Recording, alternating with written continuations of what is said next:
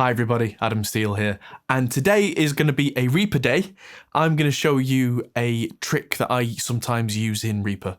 Quite often, bass guitar especially, but also synth basses, can be a difficult element to get sitting in a mix smoothly. Quite often you want kind of the top end of it to be relatively dynamic, you want to hear what's going on, but in a mix that often means that the way that we tend to mix that, the low end will kind of be a bit louder and then a bit quieter, enough so that that can cause some issues with our mixes. So I'm going to be using the XComp multi-band compressor to show you a great trick to keep your low end in control. Alright guys, this is a track that I made a few weeks ago that I will charitably describe as incredibly busy. There are about 11 guitars going on in this, but what we're listening to specifically is the bass.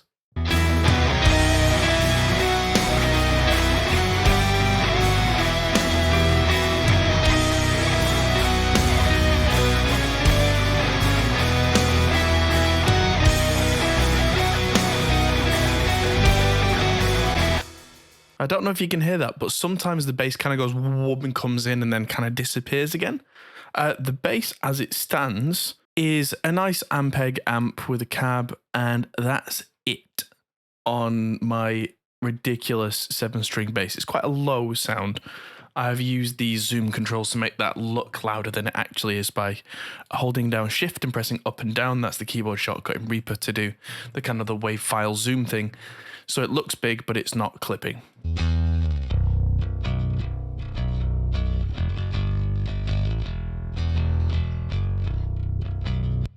Now, here's the thing. If I just use a regular compressor on the bass, that'll work fine if you get it just right. But also, if you use quite heavy compression on a bass, I tend to find that whenever you really dig in, the information in the high end disappears because there's so much more low end in a bass that it makes the whole thing compress. And when you compress the whole thing, that brings down the level of the whole thing, which if a particular note had loads of low end, then you're just compressing everything together. So we're going to use one of Reaper's own plugins, XComp. Now this is a fantastic plugin, but it does look terrifying. I'm going to make it a little bigger. It's got 4 bands of compression. And what we're going to do is delete 2 of these bands. Make sure that band 2 has its top frequency all the way at the top. And what we're going to do is turn off band 2 so that it's no longer active.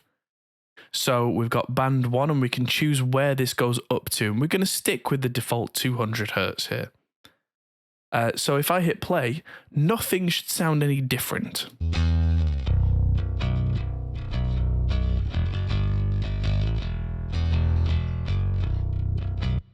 But this is where we can get clever, because now we can do a thing where we hit this solo current band.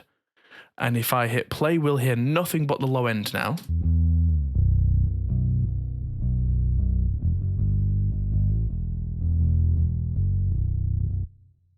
So this is where we can use this like a regular compressor, but it's only going to compress this bit. So what we can do is I'm going to bump this ratio up to about 4:1. I'm using a slider rather than putting the numbers in, so we've got to 4.02, which as far as I'm concerned, that's 4. And then we're going to bring the threshold down until things happen. Auto makeup gain is already on, so let's do that.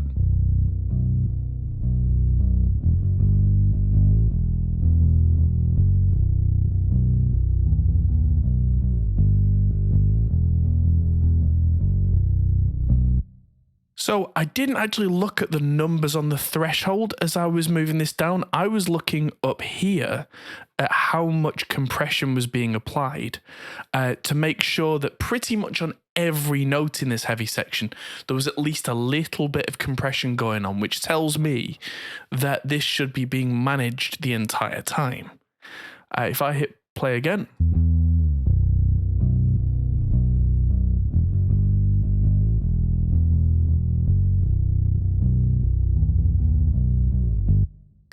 So what I'm going to do is this attack and release. I'm going to give this a little bit more attack. So I'm going to go with 25 milliseconds because that's just going to give us just a little bit more thump on the big notes, but just the start of them. And then the release, I'm going to make much quicker. So I'm going to say 80 milliseconds. Just let's do it by ear and go faster until it sounds like a distorted mush, and then go back a little.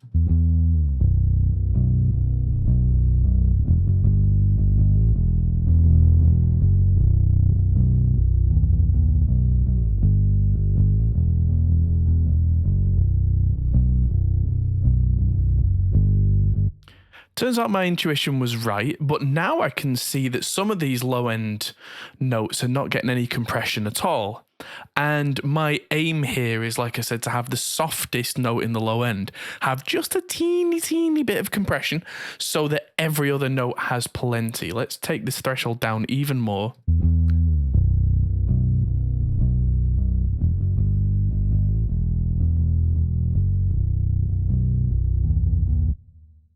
There we go. And so if I unsolo this now, this should sound solid.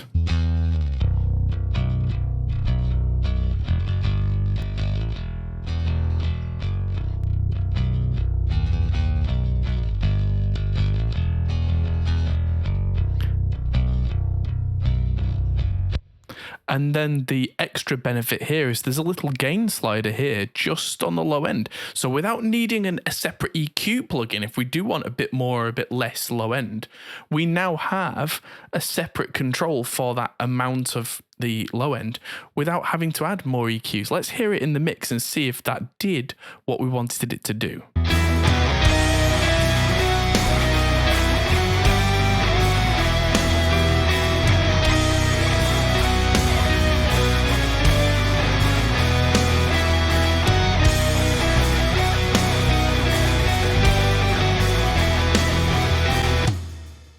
Cool.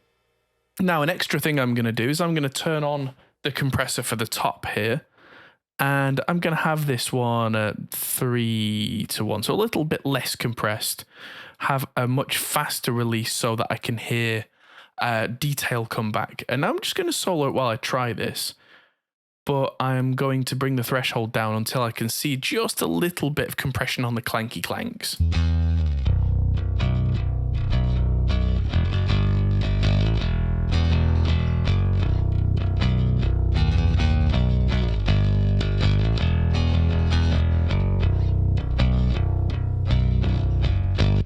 Perfect. So now everything that isn't low end is having a little bit shaved off the top just to keep it in its place. Everything below that cutoff point here is really being pinned down to make it solid. And let's hear that in the mix.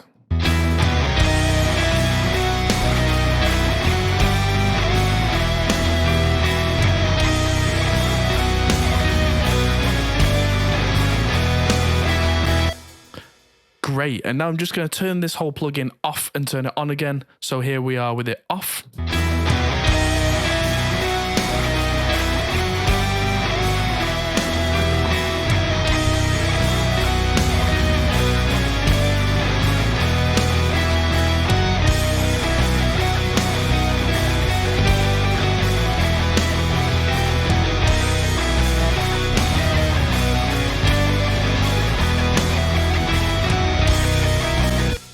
It does seem like the overall volume has come up a little bit, so I'm going to turn that down a little bit on the output gain and try this as a bypass and normal now.